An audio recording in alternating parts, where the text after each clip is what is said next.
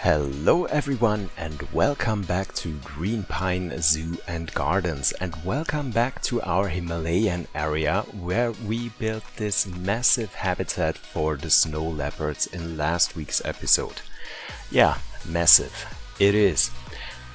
I told you guys in last week's episode that it took me about 8 or 9 hours to build this whole thing here, with the building part where our guests can walk from the upper part of the Himalayan area to the lower part, and the shelter for the leopards, the 2 outdoor enclosures, and yeah, it was so much stuff, but I had so much fun. I just couldn't stop working on it, and I had to finish all in one episode because I hate to begin something and not being able to finish it and provide you guys with the complete habitat in the end. Yeah, it's not just one habitat, you can see it right here. We have the main habitat on the front side of the area, and then we have a backstage habitat where we could separate the animals. So, but what are we going to do today? We are going to build the next habitat in this area, and we are building somewhat like a Mongolian steppe habitat, because we are building for 2 of the rarest mammals in the world. Can you imagine that? Yeah, you might think the Przewalski horse and the Bactrian camel are 2 ungulates, kind of boring, some animals that you have in the zoo but are not quite interesting. Maybe most of you guys would never have thought about it, that those animals are so rare and so endangered. In fact, the Przewalski horse, that is something that most of you guys already know, was extinct in the wild, or is still counted as extinct in the wild. There's only about 2,000 to 2,500 of them left on this planet, and only 900 of those are left in the wild or being brought back into the wild because they were completely extinct. So breeding programs in zoos and wildlife parks led to bringing them back to their natural environment, so that there are about 900 back in the wild today, which is a great thing, but still 900 is not that much. Yeah, that about the Przewalski horse. But now you would say, what about the Bactrian camel? I see them a lot. There's almost in every zoo there's Bactrian camels. You can ride on them. Some of them are in private holdings. There's lots of them. No, that's wrong. There's not lots of them. What you think about is the domestic camel. Yeah, there's many of them. You can see them in private holdings, you see them in almost every zoo. But if we talk about the wild Bactrian camel, that's a different story, because there's only about less than 1,000 animals left in the wild. Did you know that? Yeah, maybe you look different towards the Bactrian camel from today on, because they are so rare and so few of them are left in the wild. This is just crazy. They live in the desert of Gobi in Mongolia and China, and suffering from changes to the environment. They also do suffer from poaching and from hybridization, I hope that is a correct word, with domestic camels. So these might get extinct in not too long time from now, which is a very sad story. But yeah, so this for the animal facts from today on, and yeah, maybe you learned a little bit about some animals you have never thought about before. Okay, so we are going to build a habitat for them, and what you see right now is something that is very traditional in Mongolia. It is called a yurt. It is like a huge tent that I've also seen in the zoo in Munich, where they in fact do have a combined habitat for the Bactrian camels and the Przewalski horse, and they do have a yurt there for the animals where they can seek shelter when it's too warm outside and when they need a little bit of shade. And yeah, so I wanted to create something like this as well, to have at least a little bit of something special in here. And in the end, the Bactrian camels are not able to use it because the entrance gate is a little bit too small for them, but the Przewalski horse are pretty fine using it. I haven't seen them go in there and take a nap, but yeah, they could. The traversable area says that they are able to do so. So one more thing that is very, very important. I already talked about it in the Discord channel, in my Discord channel, because YouTube changed severely something about the mechanics, not just the algorithm, but also about the mechanics of the platform, which leads to content creators, no matter how big they are, suffering from a severe loss of views for their videos, which also leads to the point that they don't earn the money with their videos that they were supposed to, and do suffer from severe loss in that, especially the bigger ones. But for us smaller creators, money is not the most important thing that we create here. It's the growth of our channels, and it's stuck a little bit since quite some time now. Since a few weeks or months I noticed that the views are going down, that I'm not generating much more subscribers to my channel.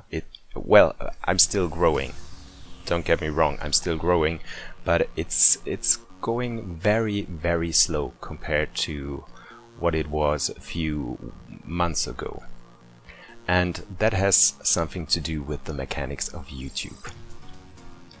And therefore, I want to remind you guys that it is so important, especially for smaller creators, that you don't forget to hit the like button for the videos, that you don't forget to subscribe to a channel. When you like the stuff that you see there, just hit the subscribe button. It's completely free. It doesn't cost you anything, so it doesn't hurt as well. And leave a comment for the videos. Feed the algorithm so that more people can see my videos, and we can make it, especially us small creators, we can make it to the start page of YouTube, so that people that haven't seen our videos yet are able to experience our channels. And I appreciate that very, very much if you do so. And yeah, thank you very much. It is more important now with all these changes that were made than it was a few months ago. Yeah, it also led to the point where I thought, or still am thinking, that it seems that my channel is going to die slowly. So if these changes keep on coming, nobody would be able to see my videos anymore, and this is very sad because I love creating those videos for you guys. I have so many plans for the future as well, and yeah, it's just sad by all the time and effort I put into this that yeah, YouTube right now is messing it totally up. And that's what it is, and not just for me, but for so many others as well. So one more time, support your content creators, support the people that you watch videos yeah, support the things you like. Okay, so I started creating a building, a shelter for our animals that we needed to have. I deleted the complete thing because I always have a problem when I create a building for my animals or a shelter for my animals, and I want to create something like boxes where you can separate the animals. Because most of the time the space is not big enough, or I can't work with the space that is left. So I thought, let's try it a little bit different this time and create the box first and then the shell of the building around it. And I think it worked way better, and you will see it in a few minutes. Here's the first box that I was creating. I took it to the water buffaloes to see how big it is and if it would fit for the animals, because I remember I built something like this for the dromedary camel in, I think it was Litchfield Zoo. Was it Litchfield or was it Brooksburg? No, it was Litchfield. And I built it way too big. So the boxes were ridiculously big, so that the animals almost disappeared in there. And yeah, therefore I had to check if the boxes are too small or too big, or if they are the perfect size, so we can actually use it for the animals. And they are the perfect size. And I am so happy with that. I don't think that the Bactrian camels are able to use the boxes, but the Przewalski horses pretty sure are. They can go in there. One of the Bactrian camels also went in there, but just because it was released into the stable and then it was released into one of the boxes, but it couldn't leave the box anymore. So yeah. It would fit perfectly size-wise, but yeah, the game mechanics saying nope, too small for the Bactrian camel to get in there when it wants to circle around walking in there, which is ridiculous, but yeah, it is what it is. So I just copied those boxes around, so we have 4 of them on this side and we have 4 more on the other side right here. So the thought about it was to have 4 boxes for the horses and 4 boxes for the camels. And in the end there's 3 horses that are going to move in and 3 camels, 1 male of each species and 1 female, 2 females, so that they can breed and we can have babies in here. And now I'm just creating the shell for the habitat around.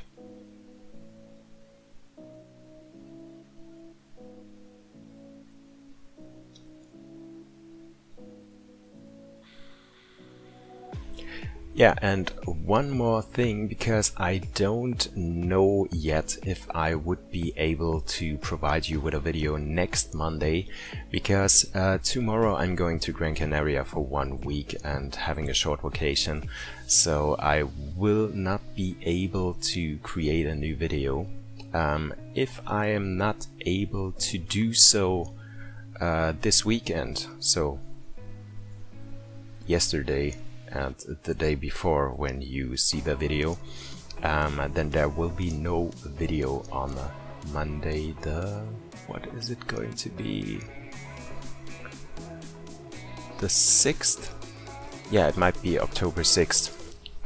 So don't worry if there is no video, everything is completely fine with me, I hope so. I'm just on vacation, so there might be 1 week pause on my channel before we get into something new. Yeah, because the next step here in Greenpine Zoo and Gardens that we are going to do, or that I'm planning to do, is building the area where we are going to have the habitat for the giant pandas. So maybe we're going to have another animal in there as well. I would have loved to have the cranes in there, but we already do have the cranes in the big aviary, so it wouldn't make that much sense to have another habitat with the cranes. So I'm thinking of something like maybe a Japanese garden or something like that, or Chinese garden, because I guess there's no giant pandas in Japan, if I'm correct. So they are from China, so maybe we should do something Chinese and not something Japanese, but yeah. So I was thinking about that, having some kind of a garden there, a huge temple structure where we do have the indoor habitats for the pandas, 2 separate outdoor habitats, because you know giant pandas always do have, or most of the, no, always. I don't know a zoo where you have only one habitat for 2 giant pandas. That just doesn't work. So yeah, 2 outdoor habitats for the giant pandas, so 1 for the female and 1 for the male, and maybe another habitat that's going to be in that area as well. So I'm thinking about the Chinese pangolin. That would make sense. So a smaller animal that is also going to live there. Or if you guys have any other ideas, then I'm very open to that. Just let me know in the comment section and I will think about that. So yeah, I was also thinking about the Japanese macaque, which would also be nice, but yeah, I'm not quite sure if I want to have monkeys in the area where we do have the giant pandas, so maybe we're not going for them. So if we have any other animal left that would make sense in there, then let me know in the comment section. Ooh, maybe the pair David's deer.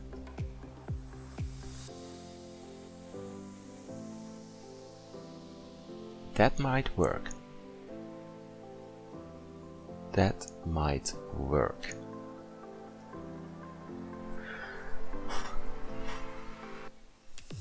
Oh damn, and I would really love that to have a habitat for the deer, so something like a swamp-like habitat combined with the crane.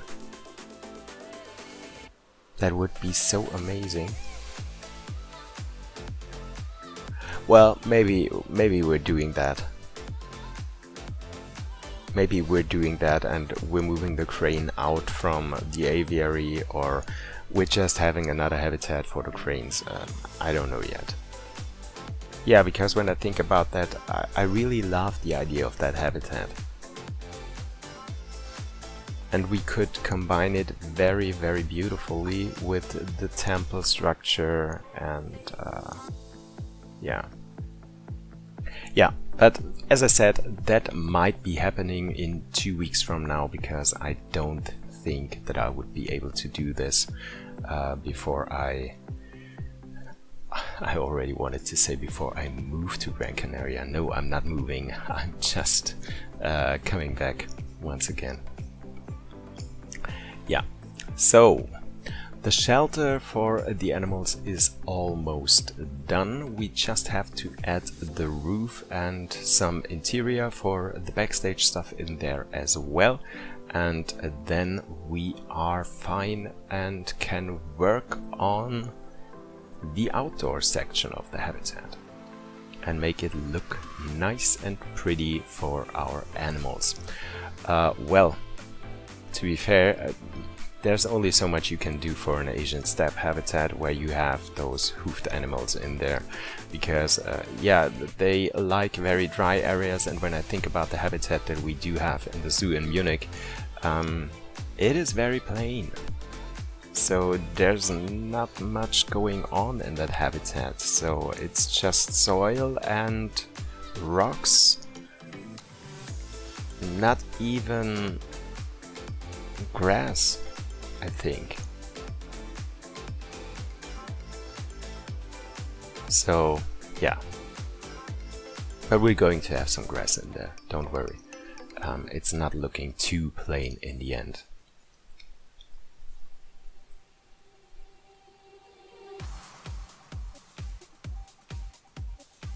I love those roof pieces and I wish we would have more of those in the game.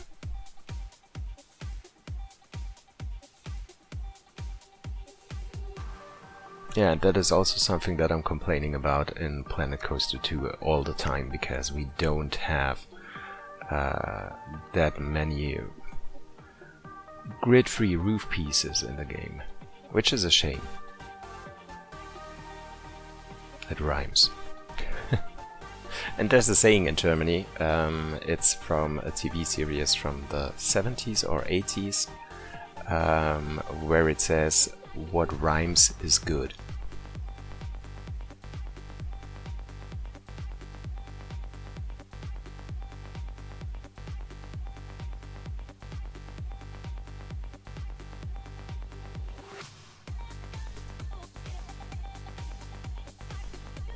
Placing the gate.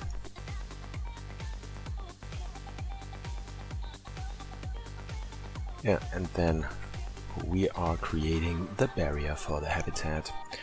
Yeah, it's a little bit of a shame, and because we can't see anymore if the animals are happy with the habitat indeed, because yeah, once more, as we built the habitat for the honey badger, was it the honey badger? Yeah, it was the honey badger. It was totally not happy with the habitat because the habitat was too small.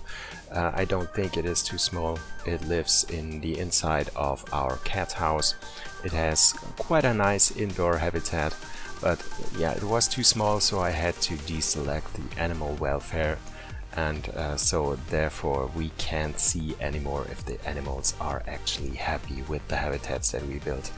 I would assume that the Przewalski horse and the Bactrian camels would not be too happy with the size of the habitat, because it seems a little bit on the smaller side, especially when you think about us having both of them in here and 3 of every species, so it might be a little bit on the smaller side, but yeah, we will never know if they would be actually happy with it.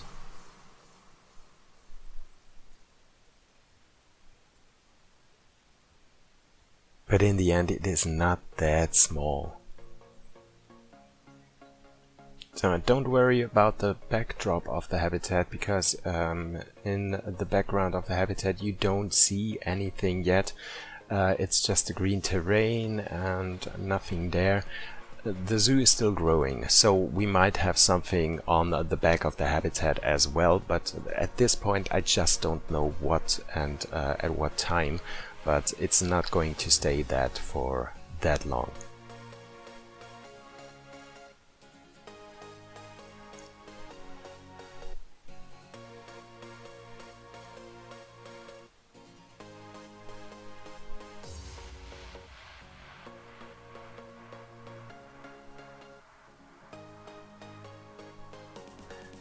Yeah, and I'm not quite sure about the fence for the snow leopards.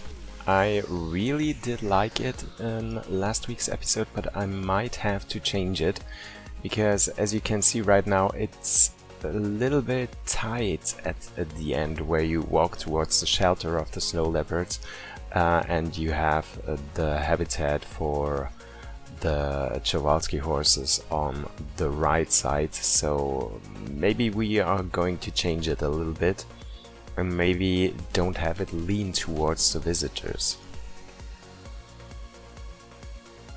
Maybe have it lean towards the inside of the habitat. Yeah, I'm not sure what I'm going to do, but I have to change it, and maybe not that high.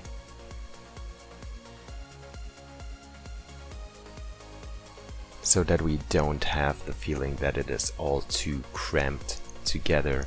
So yeah.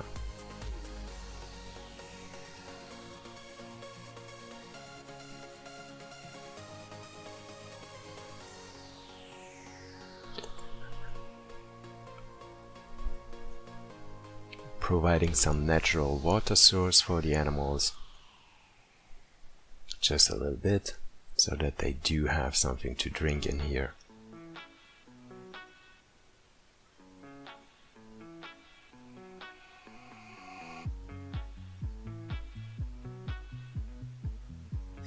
Oh guys, I can tell you how much I am in need of the sun, because the last few weeks were so cold here in Germany.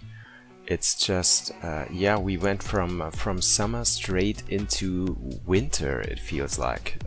There's just the snow that's still missing, but yeah. It was like 30 degrees and the next day 10 degrees. So weird. It's so cold and so frustrating, and all the people are getting sick and coughing, and yeah, just not happy with that. So I am happy to go to Gran Canaria in 2 days, or tomorrow when you see that video, where there's going to be around 26 to 30 degrees, nice beach weather. Always sunny, always warm. Yeah, no stress. Yeah, I need that very much right now.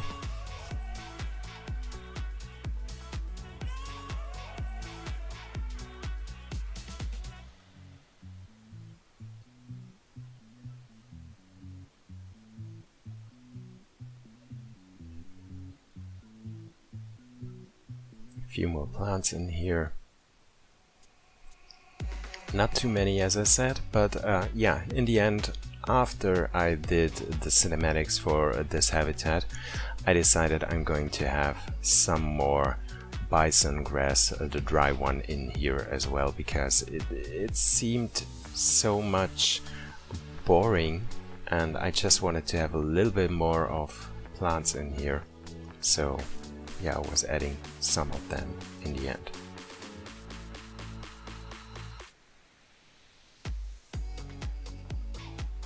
Some bedding for the animals, and then yeah, some stuff for the area here. We don't want our visitors to be able to walk into the backstage area, so we are going to close that. We're also going to have some containers in here where our stuff can put stuff in here that they took out from the habitat, trash, whatever.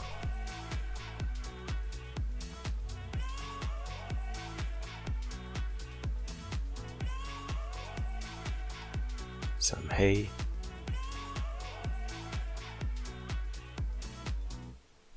Water source. And then we might be done already, I think. Yeah, just closing the backstage area off a little bit.